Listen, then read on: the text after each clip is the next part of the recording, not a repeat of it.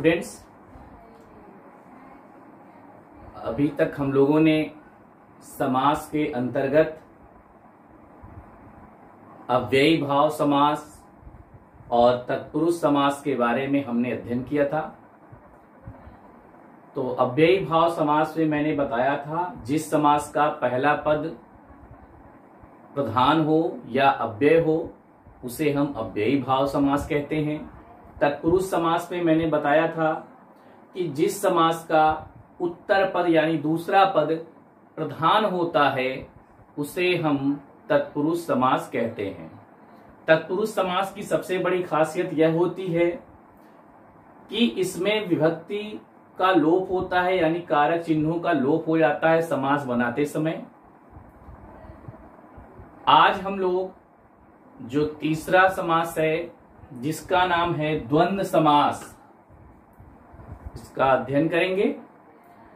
अब देखिए, आप लोगों को अभी तक जो दो समास बताए गए हैं, अव्ययी भाव समास और तत्पुरुष समास, तो अव्ययी में क्या था? पहला पद प्रधान था। कौन सा पद प्रधान था? पहला पद। किसमें?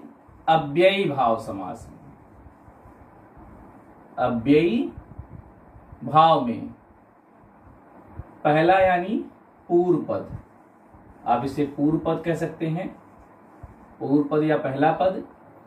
और उत्तर पद यानी दूसरा पद, उत्तर पद की प्रधानता थी तत्पुरुष समास में। तत्पुरुष समास में उत्तर पद प्रधान था, अव्ययी भाव समास में पहले पद की प्रधानता थी यानी पूर्व पद की प्रधानता थी। आज हम लोग जो द्वंद्व समास पढ़ने जा रहे हैं उसमें न तो पूर्व पद प्रधान न उत्तर, सिर्फ दोनों ही पद होगा, कोई एक पद नहीं है। क्या है? दोनों पदों की प्रधानता होगी। किसकी होगी? दोनों ही पद जो है वो प्रधान होंगे। किसमें? द्वंद्व समास में। तो द्वंद्व समास में क्या होंगे? इसके दोनों पद प्रधान होते हैं। आइए अब हम लोग द्वंद्व समास के बारे में जानकारी प्राप्त करते हैं। तो ध्यान दीजिएगा, द्वंद्व समास, जिस समास का दोनों पद प्रधान होता है यानी कि पूर्व पद और उत्तर पद दोनों ही पद प्रधान होते हैं उसे द्वंद्व समास कहते हैं। और जिनका हम लोग विग्रह करते हैं, जब हम लोग समास विग्रह कहते हैं यानी समास को अलग करते हैं, तो इसमें और तथा अथवा या योजक चिन्ह अथवा योजक चिन्हों का हम लोग प्रयोग करते हैं। अब यहां पर जैसे हम बात करते हैं द्वंद्व समास में, तो जिस समास का दोनों पद प्रधान होता है उसे हम द्वंद्व समास कहते हैं। और इसमें प्रायः और अथवा और तथा अथवा विग्रह करने पर देखने को मिलता है, विग्रह करने पर लग जाता है। इसमें द्वंद्व समास में जब हम लोग विग्रह करते हैं यानी अलग करते हैं, समास के समय आपको योजक चिन्ह भी दिखाई देता है, योजक चिन्ह यह भी इसमें दिखाई पड़ता है।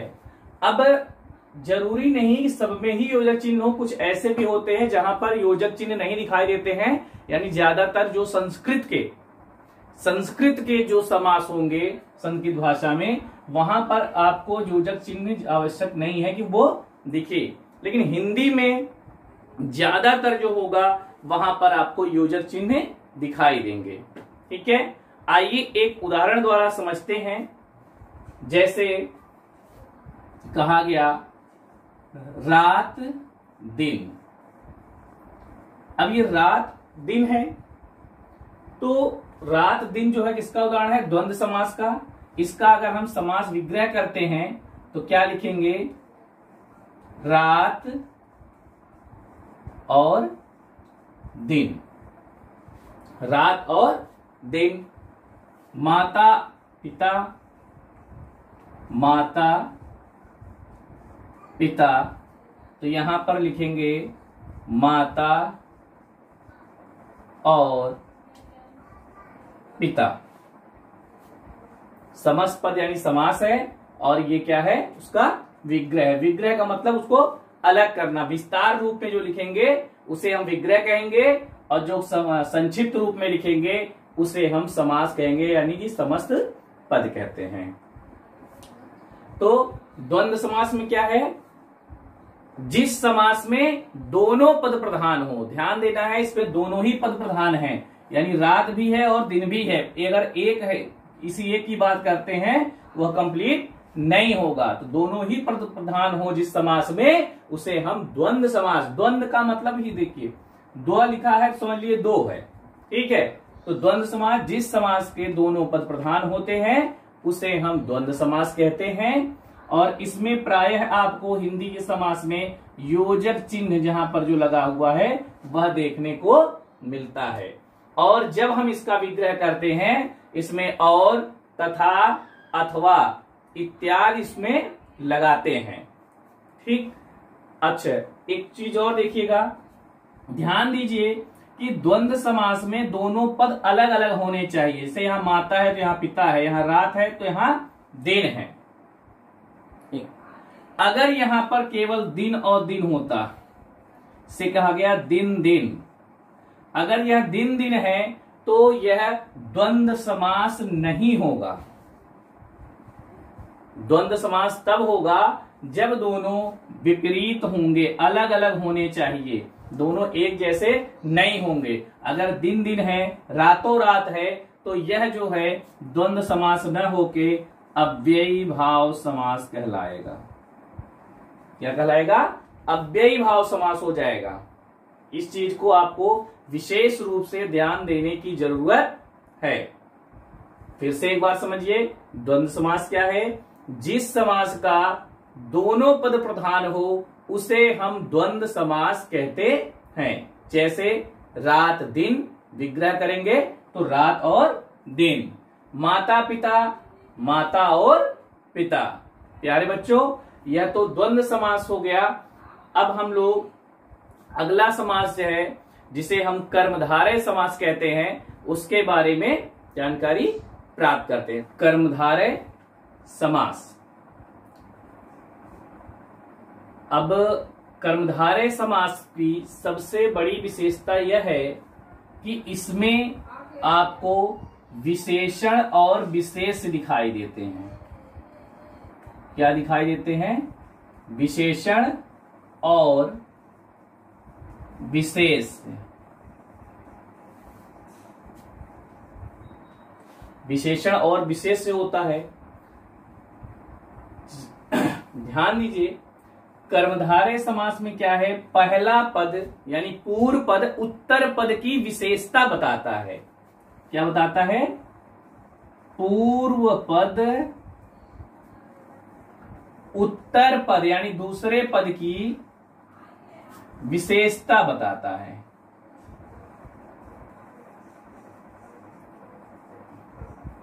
विशेषता बताता है।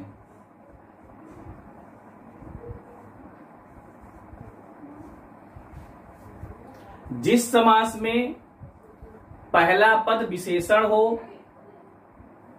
उसे हम कर्मधारय समास कहते हैं। यानी पहला पद जो होगा वह उत्तर पद यानी पूर्व पद उत्तर पद की क्या बताए, विशेषता बताए, उसे हम कर्मधारय समास कहते हैं। इसमें ज्यादा आपको सोचना नहीं है, सिर्फ और सिर्फ यह ध्यान देना है कि इसमें विशेषण होना चाहिए। यानी उत्तर पद की विशेषता बताने के लिए पूर्व पद में कोई न कोई शब्द होना चाहिए। कर्मधारय समास क्या है, जिस समास में पूर्व पद उत्तर पद की विशेषता बताने वाला हो उसे हम कर्मधारय समास कहते हैं। जैसे नील कमल। नील कमल, इसका हम लोग विग्रह करते हैं तो क्या हो जाएगा, नीला है जो कमल। नीला है जो कमल। तो यहां पर देखिए, पहला पद और दूसरा पद ये क्या हो गया, विशेषण हो गया। उत्तर पद विशेष हो गया। ठीक, ध्यान देंगे यहां पर कि पहला पद यानी पूर्व पद जो है उत्तर पद की विशेषता बता रहा है।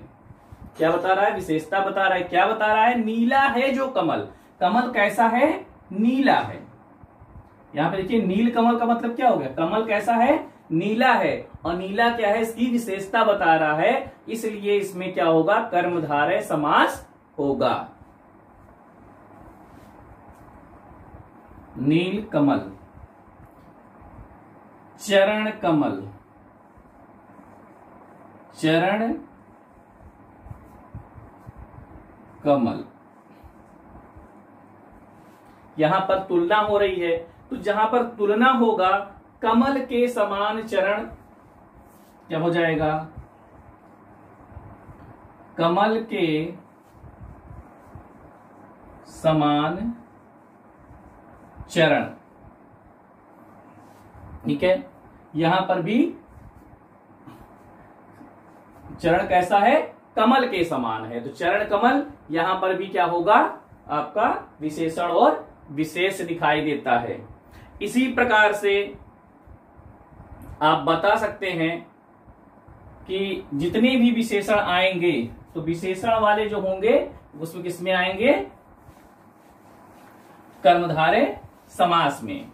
तो कर्मधारय समास की विशेषता क्या है कि इसमें विशेषण और विशेष दिखाई देता है, यानी कि एक पद दूसरे पद की विशेषता बताता है, उसे हम कर्मधारय समास कहते हैं। आइए अब हम लोग द्विगु समास उसके बारे में जानकारी प्राप्त करते हैं। हम लोग द्विगु समास पढ़ेंगे। तो द्विगु समास कर्मधारय समास में आप लोगों ने देखा था कि वहां पर विशेषण और विशेष दिखाई देते हैं। तो विशेषण विशेष जिसमें होगा वह कर्मधारय समास होगा। द्विगु समास में क्या है? इसमें पूर्व पद संख्यावाची होगा। संख्यावाची पूर्व पद क्या होगा? संख्यावाची होगा। जिस समास का पूर्व पद संख्यावाची होता है उसे हम द्विगु समास कहते हैं।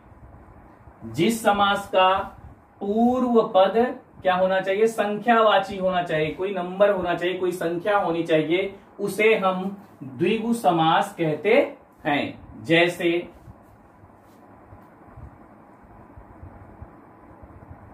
त्रिभुज, त्रिभुज इसका समास विग्रह करेंगे तो तीन भुजाओं का समूह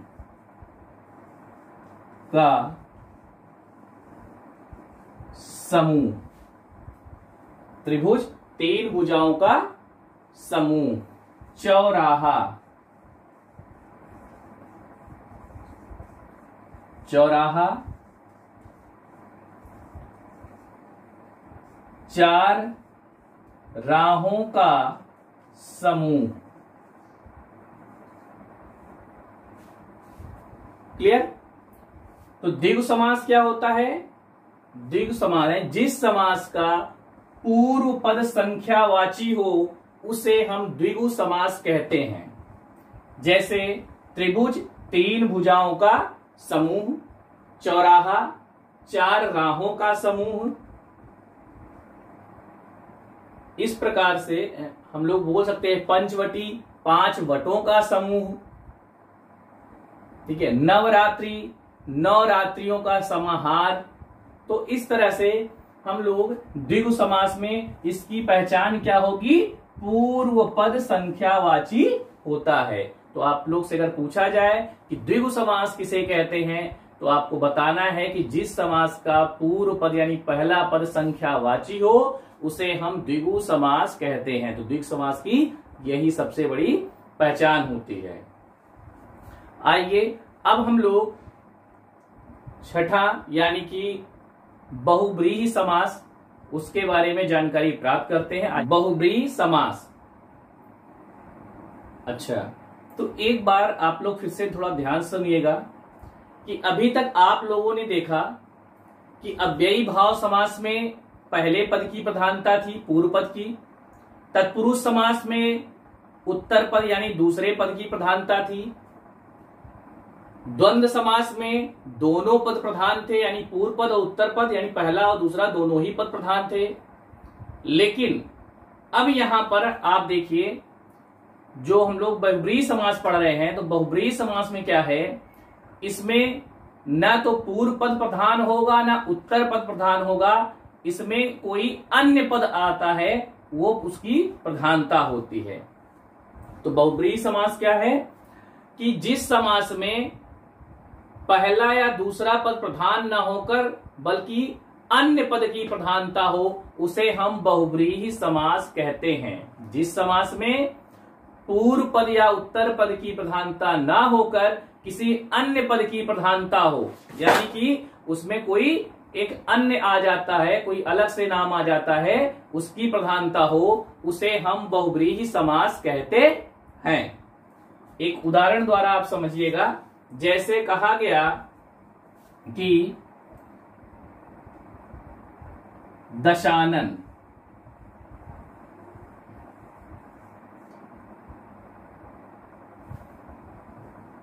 दशा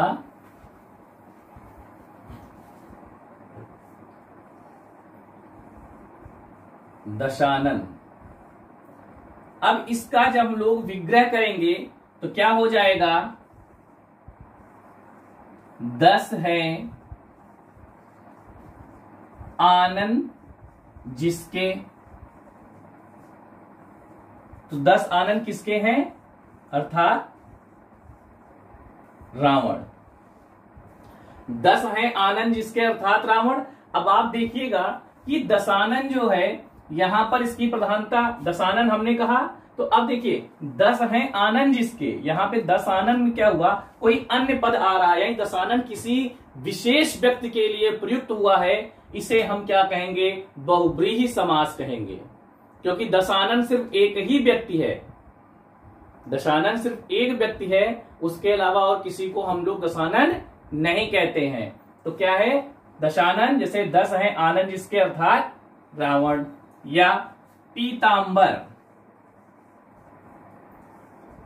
पीतांबर विग्रह करेंगे तो पीले हैं वस्त्र जिसके, वस्त्र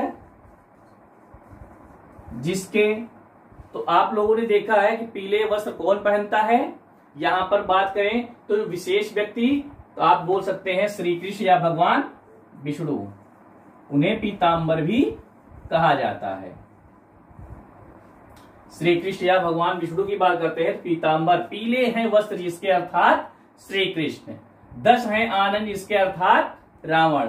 तो आनन का मतलब होता है मुख, और अंबर का मतलब होता है, पीले हैं वस्त्र, अंबर, अंबर जिसके, अंबर, तो अंबर और वस्त्र एक होता है। अंबर का पीतांबर, पीला है, पीले हैं अंबर जिसके, किसके, श्री कृष्ण के, तो अंबर मतलब हो गया वस्त्र। क्लियर। अब आप थोड़ा सा यहां पर एक और विशेष रूप से ध्यान देंगे।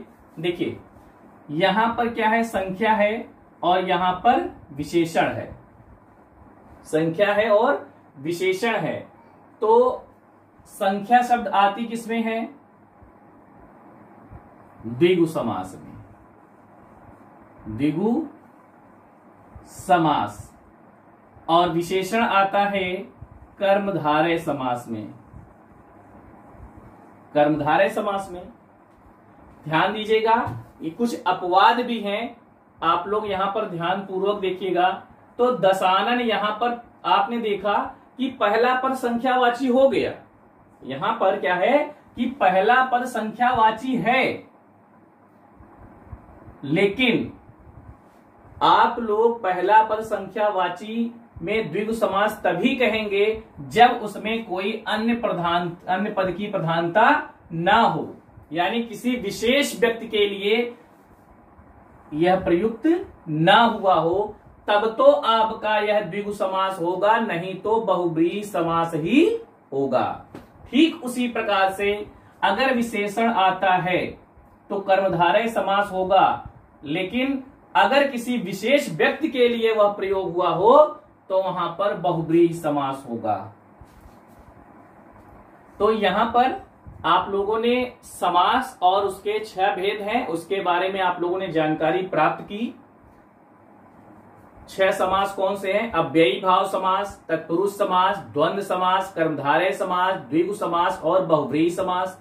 तो बहुब्रीहि समास में आपने देखा कि जिस समास में अन्य पद की प्रधानता हो उसे हम बहुब्रीहि समास कहते हैं। प्यारे बच्चों, या तो यहां पर समास का चैप्टर कंप्लीट होता है। अगले वीडियो में हम लोग पुनः एक बार फिर से इसी का रिवीजन करेंगे। कुछ अपवाद जो होते हैं, कंफ्यूजन होता है कि बहुब्रीहि समास कर्मधारय समास में या बहुब्रीहि और द्विगु समास में, हम लोग उसका विस्तृत रूप से अध्ययन करेंगे। तब तक के लिए धन्यवाद।